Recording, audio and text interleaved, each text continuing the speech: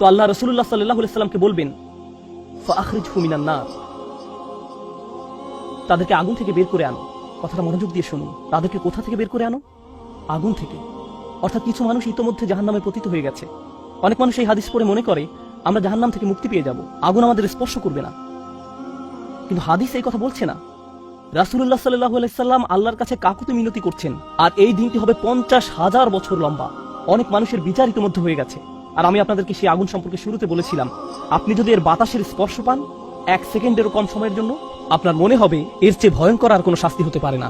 আর আল্লাহ রাসূল সাল্লাল্লাহু আলাইহি ওয়াসাল্লাম সেই মানুষগুলোর জন্য আশা ছেড়ে দেননি, তাদের জন্য হতাশ হয়ে পড়েননি।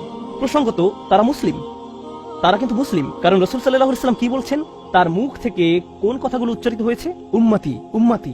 আগুনের মানুষগুলো মুসলমান, ওই মানুষগুলো অমুসলিম নয়, মুসলিম। তো রাসূল সাল্লাল্লাহু আলাইহি ওয়াসাল্লাম বলেন ফাআনতালিকু ফাফআল, আমি যাব এবং সেটাই করব। প্রসঙ্গত রাসূলুল্লাহ সাল্লাল্লাহু আলাইহি ওয়াসাল্লামের এই কথার সাথে হাদিসের সমাপ্তি হলো।